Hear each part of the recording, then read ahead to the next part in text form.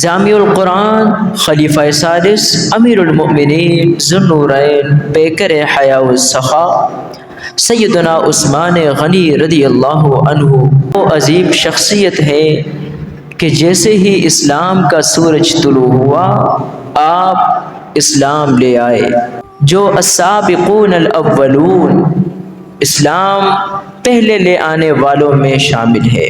پھر حضرت عثمان غنی رضی اللہ عنہ آپ کی شان یہ ہے کہ آپ اسلام سے پہلے بھی کسی بدکاری کا شکار نہیں ہوئے، بلکہ فرماتے ہیں اسلام سے پہلے نہ کبھی میں نے شراب پی، نہ کبھی بدکاری کی، نہ کبھی میں نے جھوٹ بولا، نہ کبھی میرے ہاتھ پر کسی کا ناحق قتل ہوا۔ اللہ تعالیٰ نے زمانہ جاہلیت میں بھی مجھے ان چیزوں سے پاک رکھا۔ آپ کا شمار خلفائے راشدین میں ہوتا ہے، 4 یاروں میں ہوتا ہے۔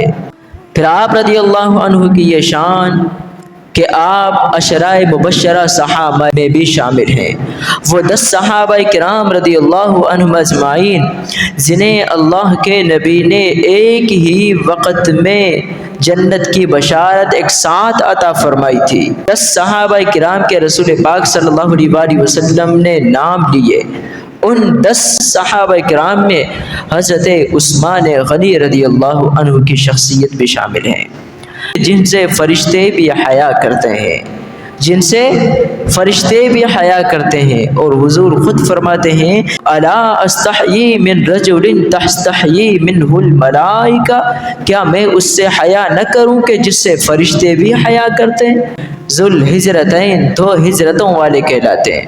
آپ نے حبشہ کی طرف 2 مرتبہ ہجرت کی، پھر مدینہ کی طرف بھی ہجرت بھی کی۔ سیدنا عثمان غنی رضی اللہ عنہ آپ کی یہ شان بھی ہے، آپ کا یہ مرتبہ و مقام بھی ہے کہ آپ کو ذو النورین کا لقب ملا۔ یہ ذو النورین کیا ہے؟ اس کا مطلب ہے 2 نور والا۔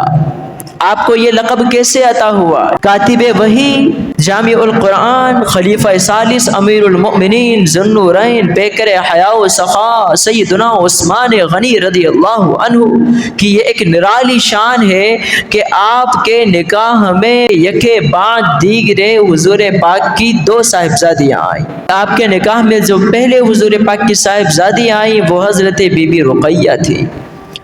پھر ان کی وفات کے بعد حضور پاک نے اپنی دوسری لخت جگر، اپنی دوسری صاحبزادی حضرت ام کلثوم کا نکاح بھی حضرت عثمان غنی سے فرما دیا۔